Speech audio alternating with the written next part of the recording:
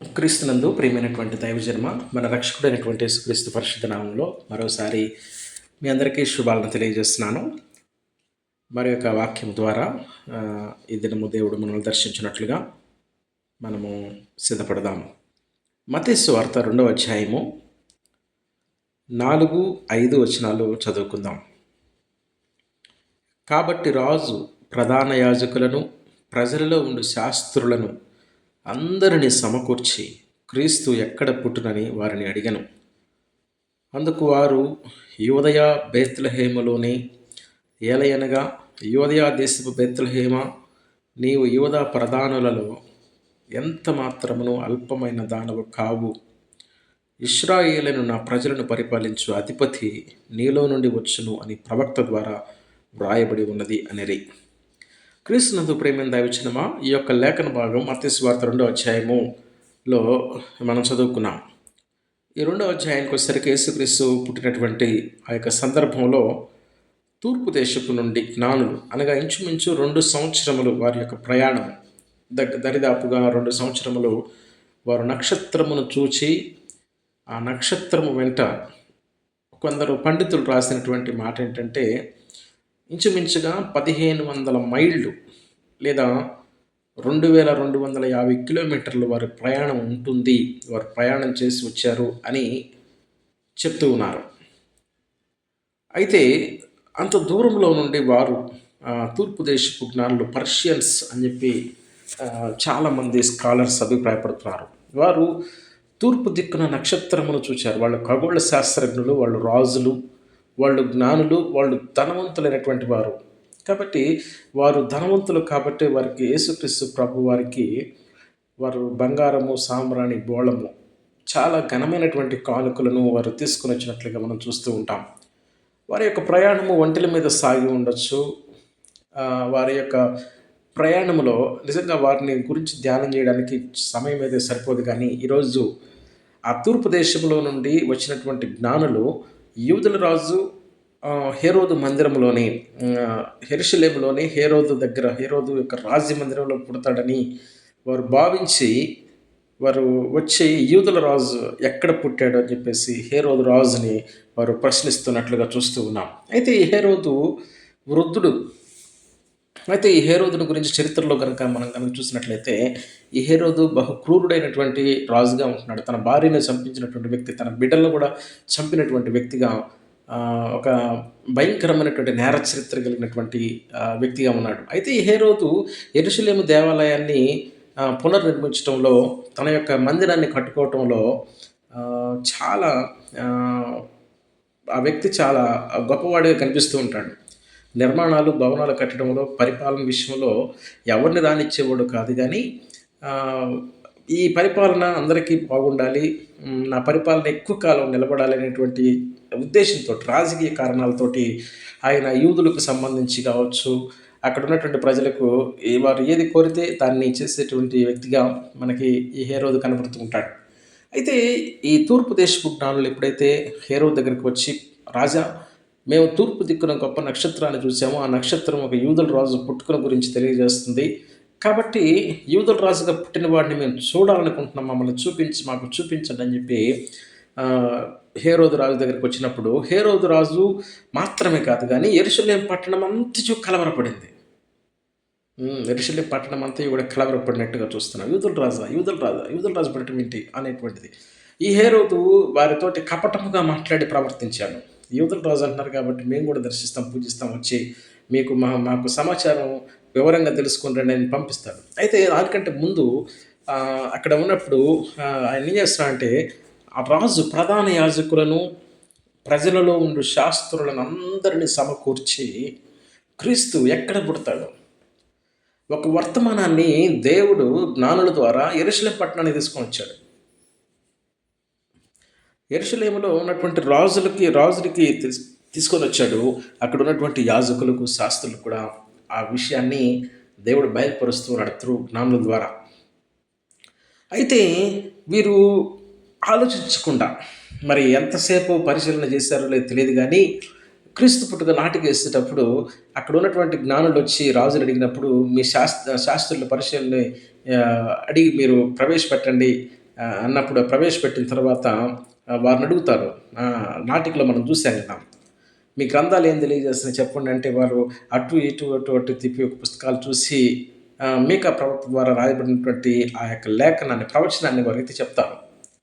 మరి అంత సమయం చూసారో లేదో తెలియదు కానీ, ఇక్కడైతే అంత దూరం అంత వివరంగా మనకి కనపడదు కానీ, వారు వెంటనే 4 వచనం అయిపోగానే 5వ వచనంలో, అందుకు వారు యూదయ బేత్లెహేములోనే. అసలు ఎంత షార్ట్‌గా, ఎంత స్పీడ్‌గా వారు సమాధానం చెప్పారో. జ్ఞానులొచ్చి అడుగుతున్నారు, యూదుల రాజు పుట్టినవాడు ఎక్కడున్నాడని. హేరోదు శాస్త్రులు పరిచయులను పిలిచి అడుగుతున్నాడు.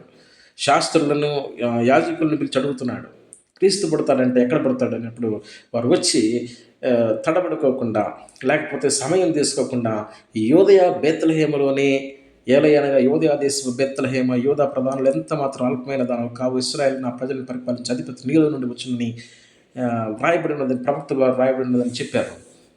అయితే ఇక్కడ చూసినటువంటి విషయం ఏంటంటే, ఇక్కడ మనం గమనించవలసినటువంటి విషయము చూసినట్టయితే, వారికి వాక్యం తెలుసు, క్రీస్తు యొక్క రాకడ కొరకు ఎదురు చూస్తున్నారు, మెస్సియా కొరకు ఎదురు చూస్తున్నారు, కానీ వారు సిద్ధపడలేదు.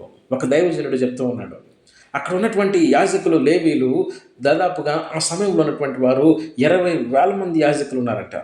20,000 మంది యాజకులు ఆ ప్రాంతంలో ఉన్నారు.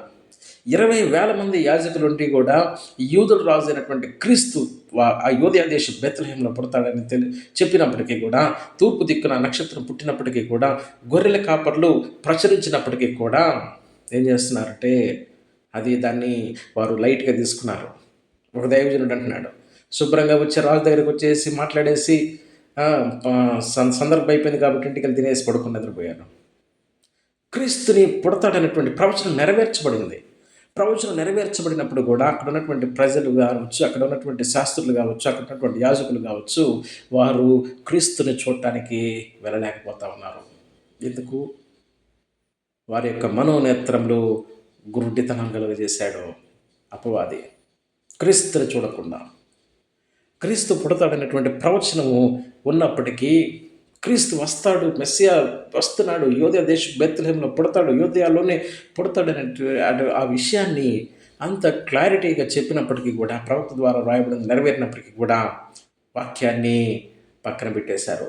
ఈరోజు నేటి క్రైస్తవులు కూడా మనం కనుక పరిశీలన చేసినట్టయితే, ఈరోజు రెండో రాకడ గురించి సంఘము సిద్ధపడాలని ఎంతోమంది బోధిస్తున్నప్పటికీ కూడా, ఈరోజు ప్రభువే చెప్పాడు, నోవహు దినములలో జరిగినట్లుగా జనులు తినుచు త్రాగుచు పెళ్లికి ఇచ్చు ఈ విధంగా ఉంటున్నారు.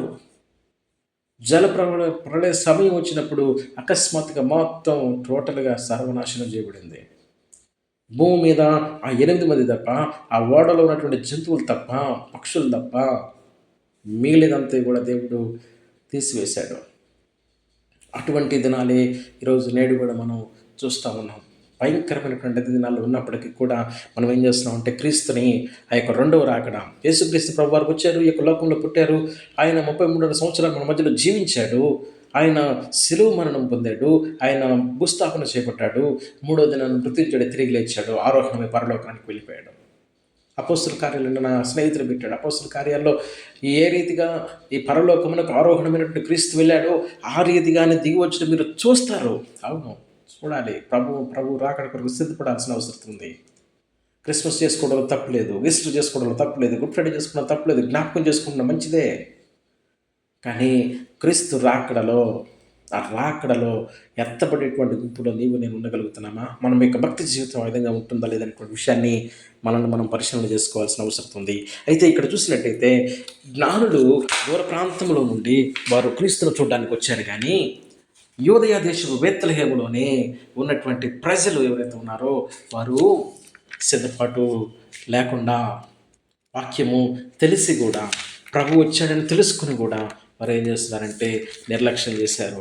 సంఘాన్ని సిద్ధపరచలేదు 20,000 మంది యాజకులు ఉండి కూడా. ఈరోజు చాలామంది అబద్ధ బోధకులు కూడా క్రీస్తు యొక్క రాకడని గురించినటువంటి విషయాలు చెప్పట్ల. అద్భుతాలు, ఆశీర్వాదాలు, ఆశ్చర్యాలు, స్వస్థతలు, దొంగ ప్రవచనాలు ఇవే లోకమైపోయినాయి. సంఘాన్ని, విశ్వాసుల్ని ఒక గ్రుడ్డితనంలోనికి తీసుకెళ్తూ ఉన్నారు. ఈరోజు ప్రేమ దైవచనమా చాలా జాగ్రత్తగా ఉండవలసినటువంటి సమయం, మెలకువగా ఉండవలసినటువంటి సమయం, క్రీస్తు రాకడ కొరకు సిద్ధపడవలసినటువంటి సమయం ఇది. చూడండి, నిర్గమకాండం 19 అధ్యాయం 10, 11 వచనాల్లో ఈ విధంగా ఉంటుంది. ఒక దైవజనుడు చెప్తున్నప్పుడు నేను ఈ మాటలు విన్నా, నాకెంత ఆశీర్వాదకరంగా అనిపించినాయి ఈ మాటలు. నిర్గమకాండం 19 అధ్యాయము 10, 11. యెహోవా మోషేతో, నీవు ప్రజల యొద్దకు వెళ్ళి నేడును రేపును వారిని పరిశుద్ధపరచుము. వారు తమ తమ బట్టలు ఉతుకుకొని మూడో నాటికి సిద్ధముగా ఉండవలెను. మూడవ నాడు యెహోవా ప్రజలందరి కన్నుల ఎదుట సీనాయి పర్వతం మీదకి దిగి వచ్చును. అవును, మోషేతో చెప్పాడు అన్నాడు, నీవు ప్రజల యొద్దకు వెళ్ళి నేడు రేపు వారిని సిద్ధపరచాలా. నేడు రేపు మనం కనుక చూసినట్లయితే ఆదాము నుండి అబ్రహాం వరకు 2000 సంవత్సరాలు, అబ్రహాం నుండి యేసుక్రీస్తు పుట్టుక వరకు, ఈ లోకంలో పుట్టుక వరకు 2000 సంవత్సరాలు, 4000 సంవత్సరాలు అయిపోయినాయి. 2 దినాలు అయిపోయినాయి. నేడు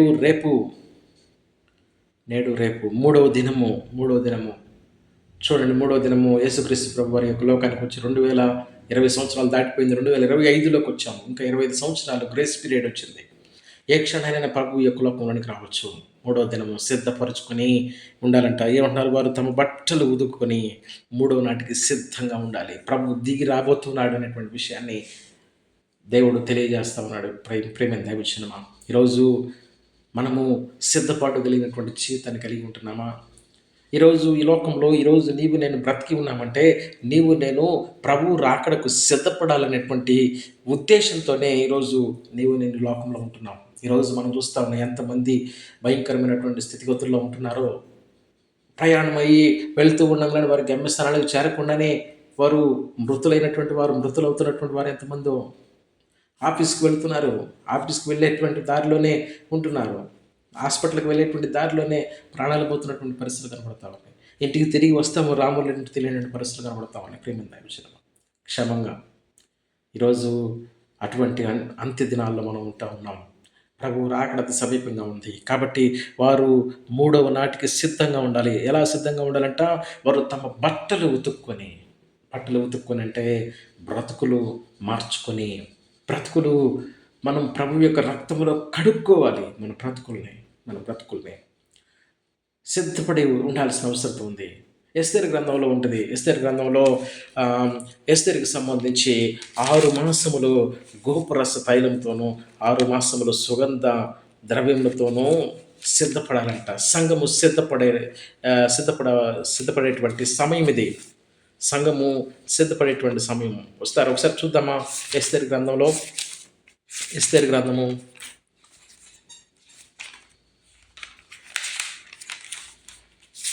6వ అధ్యాయము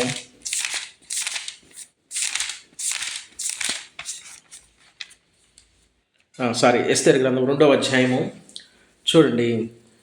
12వ వచనములో 6 మాసములు గోపుర స్థైలముతోనూ 6 మాసములు సుగంధ వర్గములతోనూ స్త్రీలు పరిమళ క్రియల కొరకైన మరి వేరు పదార్థములతోనూ స్త్రీలు పరిమళ క్రియలు ముగించి రాజునొద్దకు పోవు 12 మాసములైన తర్వాత ఒక్కొక్క దానికి అవకాశం వచ్చినట్లుగా చూస్తున్నాం. చూడండి, 12వ వచనం చివరి లైన్లో ఏమనగా, ఆ తీరున వారు పరిమళ క్రియలు చేయు కాలము సంపూర్ణమగుచుండెను. పరిమళ క్రియలు సంపూర్ణం కావాలా? ఈ లోకంలో ఉన్నప్పుడు మన బ్రతుకులు మార్చుకోవడానికి సిద్ధంగా ఉండాలా? మన బ్రతుకులు మార్చుకోవాలా? వాక్యముతో ఉదక స్నానము చేయాలి. సంఘము వాక్యముతో ఉదక స్నానము చేయాల్సిన అవసరం ఉంది.